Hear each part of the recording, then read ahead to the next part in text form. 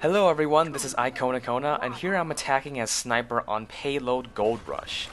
So this map is pretty good for sniping. There are some choke points you have to watch out for. Here that I'm telling that medic like, hey, don't really stand around too much because there's a red dot on your head, so might want to move. But this is a good place to snipe here, just to clear out that building. Now a lot of snipers like to use that left side tunnel where the enemy team likes to come out, and so you really want to start watching that, because not only will the enemy team come out, but also snipers will stay in the back of that room and they can pick you off from there. And so you really want to watch that room once you push up the card a little bit. Now I think there's a sentry in that room, and so that's why our team is having a little trouble getting to that building. And so I try to cover that that doorway there. And here's what I'm talking about, where these snipers back there. So I use this rock as cover. I know that sniper's right there. Boom, headshot, take him out, and I can continue on. So the enemy team still has that upper room there, and I think it's because they have a teleporter up there, and so I can't really do anything from here. All I can do is really try to get anyone who walks in that doorway and people who try to come out here.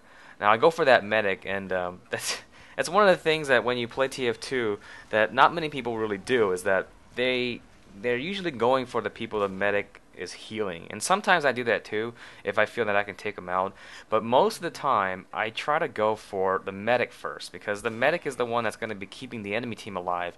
And once you kill the enemy medic, it's only a matter of time until you get the other people as well. And so now that room is clear, the hallway is clear, and we move up and get the first point on this map.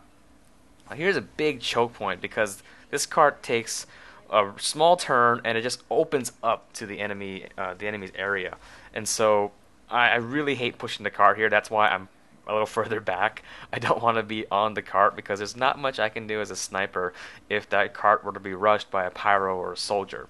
And so I wait for my team to push up the cart a little bit more, and then I peek out this doorway. And this doorway is also a very popular place to snipe from. You don't really have a height advantage, because usually snipers are up there on that platform behind those crates sniping down at you, but luckily they're not on this game. But here you get a good view of the enemy coming out of their spawn, and usually they're always concentrated on the cart right now, and so you can use this opportunity to pick them off as they're coming out of spawn.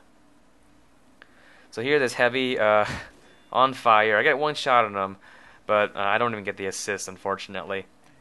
And our team is moving up the cart, take care of this dispenser so they can't get health and ammo, and we push the cart and win the round. So not too bad, pretty easy, and a lot of fun to snipe on.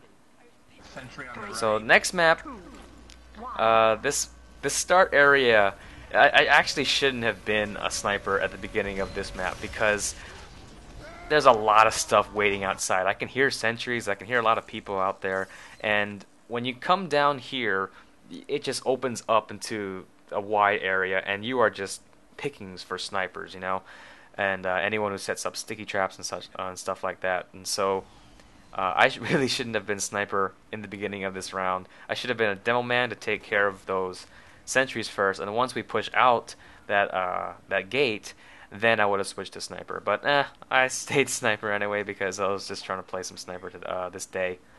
And we end up clearing the first area. I'm not really sure how. I guess some demo men took out those sentries.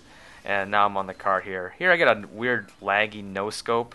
Notice that when I actually shot, I wasn't really aiming at him, but yet I still got the no-scope kill, which is kind of strange. But that's alright. I'll accept any kill. So here this demo man tries to get behind us. As he's retreating, boom, get him with a body shot, and then we can continue on. And I think that that sentry is down, so now we can move up as well. So try to get this spy all the way in the back, because he's like partially cloaked and not even disguised, and I miss a lot. Get a hit on that pyro there, but he gets away. I think my teammates get him as he goes to the left there. But here, oh, I jumped down in the pit. I was actually supposed to jump on that ledge there, but that's alright. And so right now, I'm just trying to get to my favorite spot on the map, and I'll tell you when I get there. It's actually right, oh, no scope right there, but it's actually right around here. Have to wait till this area is clear. But I like to snipe not from the top. I know there's a lot of snipers who like to snipe from the top, but I like to snipe from the bottom because I have a better view of the enemy spawn from this location right here. And what's nice is that this wall that's right next to my front left provides somewhere where I can go right behind and take cover if I feel that I'm in danger.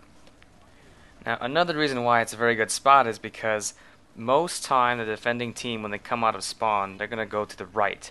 And this is a very, very high traffic zone. They like to come right there, and they are just right in your line of sight, and they're running right towards you, so they're pretty easy to pick off. Now, here I had this sniper on sniper battle right here, and I lose that one, unfortunately. But I jump right back in there, I take this teleporter and try to get back to my favorite spot. Now, luckily we had an engineer who set up a teleporter. When you get to the second point, teleporters are very, very important because you want to keep the pressure on. You want your team to be in this area right here and not behind near the first point. Because sometimes if you don't have a teleporter and you can't apply enough pressure on the enemy, they're going to take that holding point and you can't really build up Uber or anything. And so you really want a way to get a lot of people on the front line as quickly as possible so that you can keep pressure on the enemy and you can keep on pushing the cart. Now here, still trying to get to my favorite spot, but I killed that sniper and that spy, and I think I'm looking for just that spy again. And so here he is, Spy Pyro. I call him out, and I'm trying to chase this guy. I'm trying to no-scope him. It's really hard to no-scope in this game, but boom, I get 2 shots, 2 no-scopes on him, and kill him with 2 shots there. So now that he's down, come back to my favorite spot and start just sniping away. And I get a lot of headshots and a lot of kills here because it's just this is a really great place to snipe. I miss a lot here though, but I eventually get that guy. But yeah, really great place to spot, really good place to support your teammates because as they're coming out of spawn, you don't necessarily have to kill them. You can just damage them, and that's fine. And you know, if you damage them, by the time the enemy reaches the front line, you know, your teammates can actually finish them off really easily. And so don't feel bad about not getting a kill on every shot you take. You know, as a sniper, you naturally want to go for headshots because that's the fastest way to kill someone and to apply the most damage. But if you can't get a headshot on every single one, it's okay. Just damaging is fine. It's good enough. So again, still staying in my favorite spot. They can't seem to counter-snipe me, which is nice. And it's one of the things when you're a sniper and you see another sniper, that should be your #1 priority. Sometimes I like to go for medics if I see a medic, but if you see a sniper, that should be your #1 priority because that's the person that can take you out from that long of a distance. Anyone else, they can't really do much to you, and so enemy snipers should be your #1 priority when sniping. And here we're still trying to push the cart. There's actually a sentry on the upper right.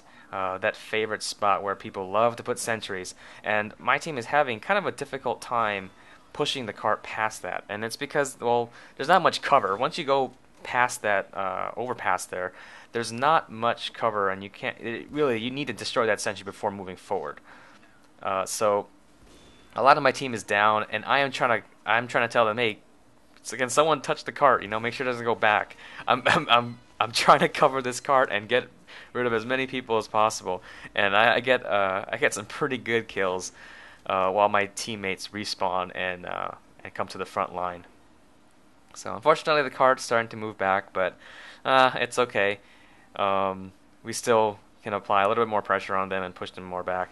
Here, it's the second time that heavy just jumped up and tried to touch the cart with no medic. It's very difficult to take this last point with no medic, especially if there's a sentry there, and I think it's still up. It's very difficult. And you might as well just stay back, wait for Uber, and then push up with a demo man or a heavy to take out that sentry in placement, because that sentry does have a height advantage on you, and shooting up is difficult. Here I missed that. I missed that. that soldier, but I do end up getting him.